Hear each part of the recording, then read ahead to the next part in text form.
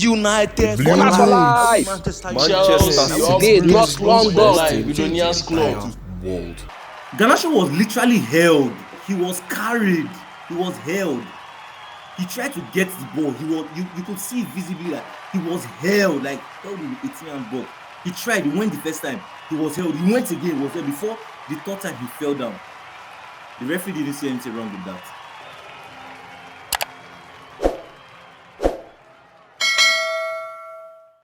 All right, let's go. Hello everybody, this is Everything Football and we are your hosts, Chooks and Otis. This is our Manchester United versus Tottenham post-match reaction. Man United took the lead 3 minutes into the game for the first time since 2020, and we were up by 2 goals in the first half for the first time this season, and yet we were unable to seal the victory. No Son, no Maddison, no Bitsuma, no Pamatasa, yet Tottenham dominates at Old Trafford. So Chooks, let's get your analysis. That game, actually, I was expecting Manchester United to win. And I know many people were expecting Tottenham to flog Manchester United, but me, I didn't expect that. In as much as we have been poor for our past few games in the Premier League, but I wasn't expecting a lose. I was expecting a win, like a 4-1 win or a 4-0 win. That was what I was actually expecting. You get right? But unfortunately, football happened.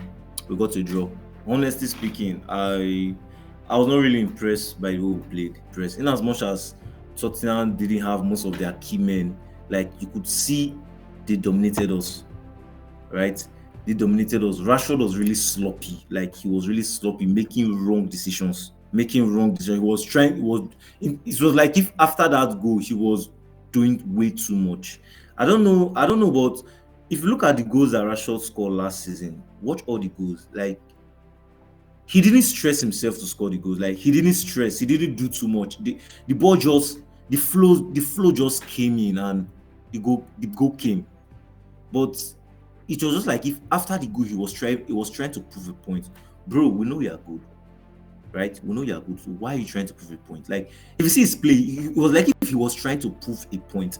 You have already scored. Nice. We know you are good. We know what you can do. You don't need to prove a point. Just play team football.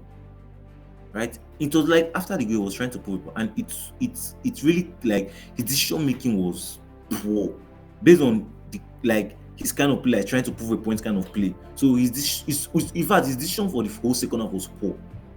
All right, we're going to come back to Man United's attack in a minute, but Chooks, I want to call your attention to the midfield. What do you think of Man United's midfield? You do realize Ten Hag selected the best midfield Man United can produce, a midfield of Bruno Fernandes, Christian Eriksen and Kobe Mainoo. Yet we were dominated. Yet that midfield could not hold possession around opposition 18-yard box. So, like I always used to say, first of all, we shouldn't have sold Fred. In fact, one thing about Manchester United all throughout this season is that once we are playing oppositions that our midfield have legs, that our midfield is fluid, like teams like Man City, Newcastle, you see we suffer a lot. Why? Because we don't have that legs in the midfield. Eriksen's a good player. Don't get me wrong. I was the one actually praying for Eriksen to come back. He's a good player, but in these games like this, you don't see Eriksen. You don't see him. Why? Because it's too fast for him. He can't cope. You understand me? He can't cope. Now, in this kind of game, that's where you see Fred. Fred comes in. In fact, Fred dominates in this kind of games. I think Ten Hag actually saw the issue. You understand me? Everything couldn't mark. Everything cannot mark. It's not everything couldn't mark. Everything cannot mark. Even the game that Man City trashed us 6-3 last season, everything could not mark. Like if you meet everything, you have passed him because he cannot mark you. You get that's him. He can't mark. So honestly speaking, I think we should wait for our injury players to come back. Then from there we can also okay. We have given them game time. Like someone like Mason Mount now, we have given Mason Mount game time like at least 10 games in a row. And I think he's not fit for our system. Okay, let's sell him and get a new player. So for now, I think we should just wait till all our injured players are back before we can make a decision on our midfield. All right, let's go back to our attack. So what did you think of Man United's attack yesterday? It was okay. It was just Rashford was not clinical. His decision making was wrong. Honestly, Hojlund got his goal, but after that goal, if you notice, he didn't get any service into the box. He didn't get any service. And even that goal, he didn't get a service. It was Rashford trying to want to overdo. right? Then the ball was being stolen from him. Then it came to Hojlund's part, and you could see what he could do. Like, only this yesterday will show you what he can do if given the ball. So Rashford was not clinical enough. Garnacho was in the game. He was trying to influence the game, but he couldn't do much. But he was trying his best. Like, he could show that guy, Garnacho needs to go to the gym.